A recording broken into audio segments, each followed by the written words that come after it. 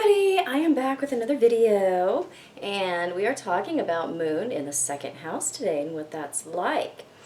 So, the moon is our emotions, represents a lot of the mind, how we think, how we feel. It is not the sun. We're not talking about, the ego or the drive or our expression or our personality. We're talking about what's going on the inside when we talk about the moon in astrology. And it's very important, the moon, because, it's really the heart of the chart. The moon, then the ascendant, and then the sun are, the three biggies that we look at. And then, there's other things also that are very weighty when we consider an entire birth chart. So the moon is our cravings. It's our, our desire, different from Venus.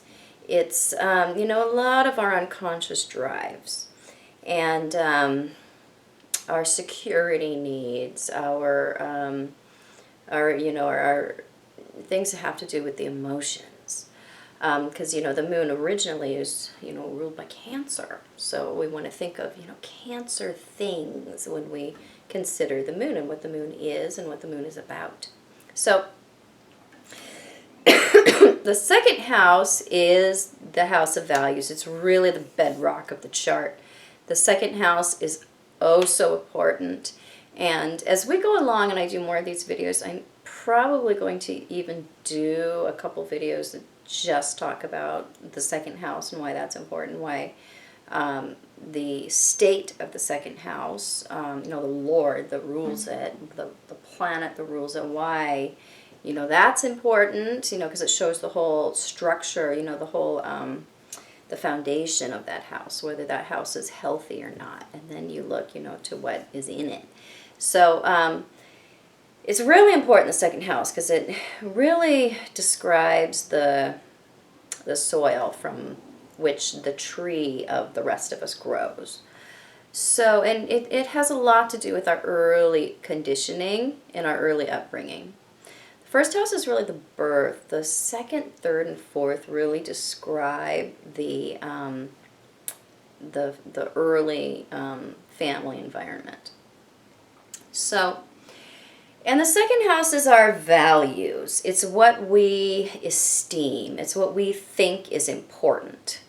And describes our money, what we earn according to what we value or how we value or, what we do. So originally, ruled by, Venus and Taurus. So we want to think about, Venus and Taurus things, elements, themes when we're talking about the second house. So, it's possessions, it's our monetary gain, it's the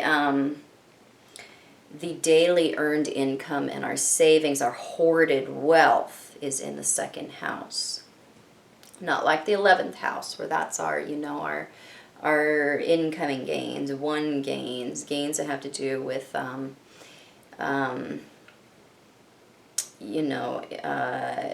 like windfalls, luck, stuff like that, liquid gains in the 11th house. So the second is really about our stability and our values and our money and what we esteem, so what we hold dear. So when we have the planet of emotions, and the moon is actually a very unstable planet. We call it, the sun, the moon, all that. We call it all planets in astrology. The moon, because it is very tidal, it has very tidal influences. It's the ups and downs and the cyclical changes in the chart. So the moon is, traditionally a force that is not, stable in itself. The moon changes. It's always, going through a different phase, and it's the most rapid moving entity in the chart. So When we have the moon coming into the second house, emotional stability are the key words here that we're talking about. They are looking to achieve that. They are looking to enhance that if it's not there. So it's really important to, if somebody's moon is in the second, to look to how it's aspected. Is it with the North Node? Is it square to Saturn? Is it opposite to Saturn? It's going to have a lot more fear come into it and be, really, if the North Node is in here, it's going to really exacerbate the things of the moon, because, the moon and the North Node is actually the most unstable, combination in astrology. I'll do a separate video on that also, why that is so difficult. So, so if the moon is afflicted by Saturn, it's going to be very concerned, and also Pluto can do this as well, going to be very concerned about getting and keeping material possessions, things that are of value to them, whatever that is. Typically it is material things. So you have to look at aspects to the moon. It's really important when it's in the second house, and it's always important, but really in the second house, because, the second house is really the stability of the whole chart. It's what really determines what we are going to spend our time on or not. So,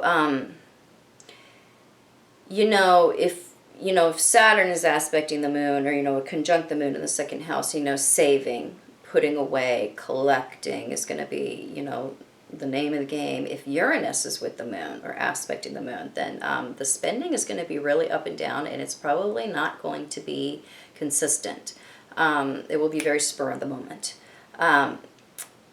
Jupiter, these people tend to give too much, too generous, too much about not, keeping enough for themselves. They're too generous with their money. So it's really important to see how that's going, because it'll show, what it is they value and how they handle their money very much, and how they feel about their possessions aspects, how the moon is aspected in the second house. So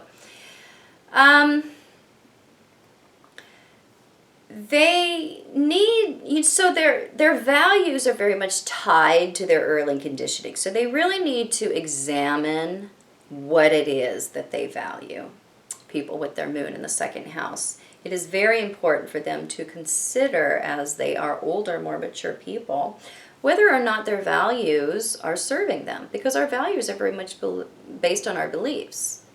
And where do our beliefs come from? They come mostly from our upbringing, and then things that we choose to bring into our lives after that point, what we choose to believe as more mature, self-directing, aware people. So people with moon in their second house, they tend to cling to those old values. They tend to cling to what they already know. So unless you have Uranus aspecting the moon, that really changes that. They tend to be more about establishing new values and needing that to be the thing in their life. You have to really see how the moon is aspected here with the second house to see how they are going to interpret their values and how they're going to pursue that. So,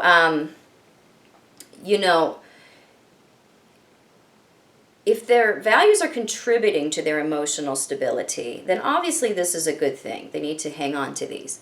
But if they have beliefs, core values that are robbing them of happiness, of emotional stability, or of emotional even keel, they need to re-examine those and and probably drop those, because it is not working for them emotionally. It's putting them in a place where they are either feeling like they're in crisis, or they're in panic, or they're unsafe. So it's important for people with their second house moon to pull out those old beliefs from time to time, or if if they're feeling anxiety, to go back and see, where is that connected? Where is that anxiety coming from? That's coming from a belief somewhere that is probably untrue for them. So they tend to be collectors because possessions, they associate possessions, stuff, material things with security. And some people with their moon in the second house, especially, if it's a Taurus moon, or if it's, Capricorn moon, or if it's, strongly aspected to Pluto or Saturn or the 8th house ruler, they can be very, very possessive about their stuff, very possessive about their people, and very very much convinced of their rightness when it comes to their pursuit of what it is that they want. What they want can become everything. It can't, especially with other planets in here. If we have like Venus and Mars and the moon in here, oh my gosh, they're going to be so much about what it is they want. I mean, they're not going to really be able to see beyond this. So, moon in the second house can actually be very selfish and very self-concerned, because they concentrate more on their lack of emotional stability than other house placements do. So they're a little bit more self-obsessed, because we're talking about, the planet of feelings. So it's not, like it's a vanity self-obsessed. It's not that. It's about achieving that stability. They have to put more energy into balancing out the things having to do with their moon. So that is, having a lot to do with, wealth, things, stuff like that. So generally, if they feel like they're earning well, if they feel like they're bringing in enough money, they're pretty happy. They are more, feeling like they are achieving what it is they really want. Typically, people with their moon in the second house do best if they can earn their own income. If that's not possible, a good runner-up to that can be, if they have their own accounts, or if they know where the money is coming from, they have to, know that they have their piece, they have their slice that, that is just there for them. So, if they're earning too, if they're earning for themselves, this goes a lot towards building up a proper value system for them, because earning and stability has, those things are tied. This is the house of earnings, material things, and how we feel about ourselves. So, if they're earning a pretty good wage, that usually shows that they are feeling pretty good about themselves, that their self-esteem is where it should be, that they are, really valuing themselves in a way that is healthy. Because their self-value and what they bring in is very much tied together when we have the moon here. So, when these people really find what they're good at and start investing in their own talents and start investing in themselves, they can see a lot of gains, because, the universe is, knows, our passion and other people see our passion. When they see us investing in that brings that, that synergy, that energy, that the rewards that we're looking for, the payoff. So, investing in their own talents is really important when we have this going on. And it's very difficult for these people to do a job that they don't love.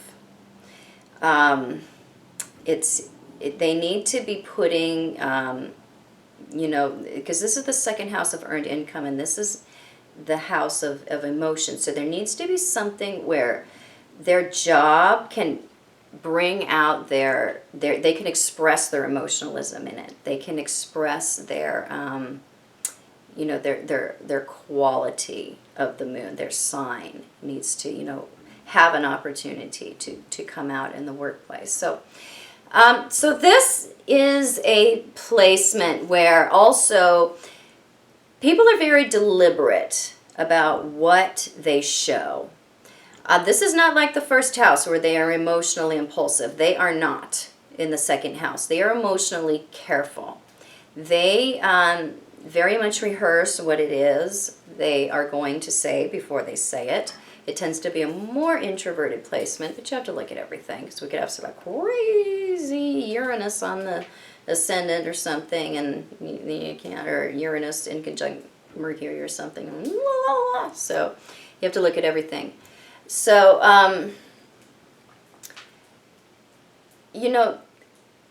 there can be a lot of, I have to shut off my stove. Hold on.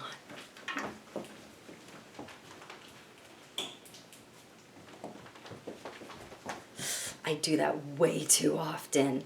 I'll leave something cooking and then kind of forget about it. It's bad.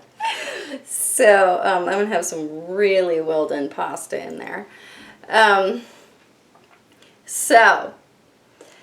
They're very deliberate about how they show feelings. Because this is, the sign that's originally ruled by Taurus. This is, a sign that's actually pretty stable. So they're seeking stability.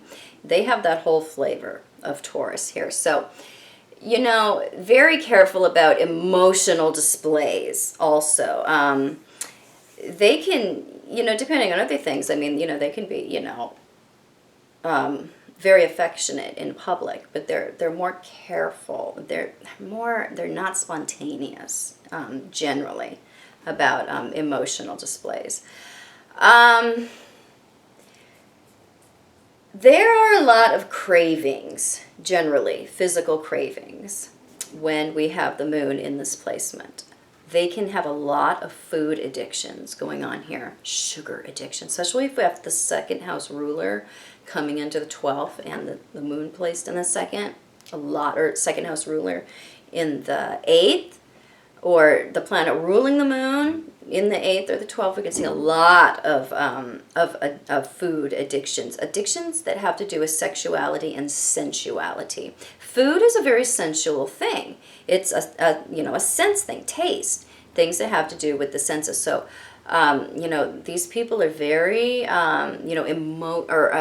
physically sensual, and that they can, tie, their emotionalism to their sexuality and their sensuality, because this is a very earthy house, the second house. It really describes our senses and our what we find pleasurable. Venus originally rules this house, so food addictions, shopping addictions, really common. Things that because that they're craving material things, they're craving sensual things, they're craving things that will bring them long-term and short-term comfort. This is really, a lot about comfort, the second house. A lot about, because what do we crave? We crave things that make us feel comfortable, right? We crave things that make us feel filled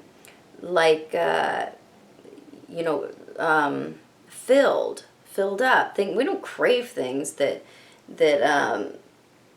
leave us, feeling like we need more. We crave what we want, and this is the house of desires, So, what they're really craving ultimately is stability. And when they can realize that their values, regardless of what they bring in or what others see them as, because they are very sensitive about what other people think about them. when we have moon in the second house, extremely concerned with what other people think of them, because what are other people doing when they're thinking of them? They're valuing them, right? They're judging them. They're placing a value on them. Second house moon people are very sensitive to that. They realize that. And they want to be, of course, valued in a positive way.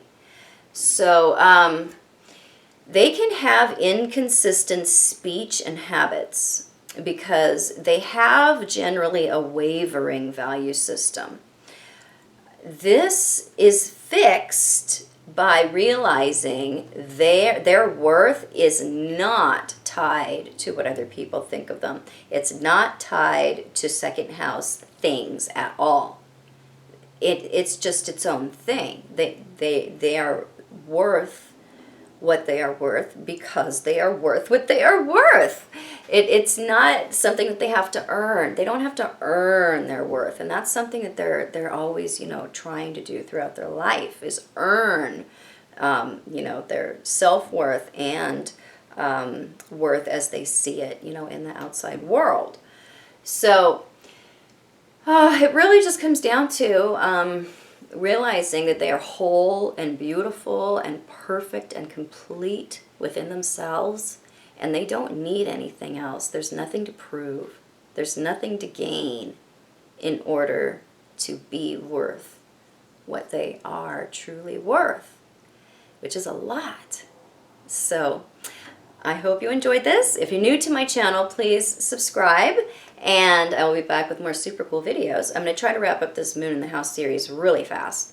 And at the same time, I'll be doing my composite series and unique videos as well.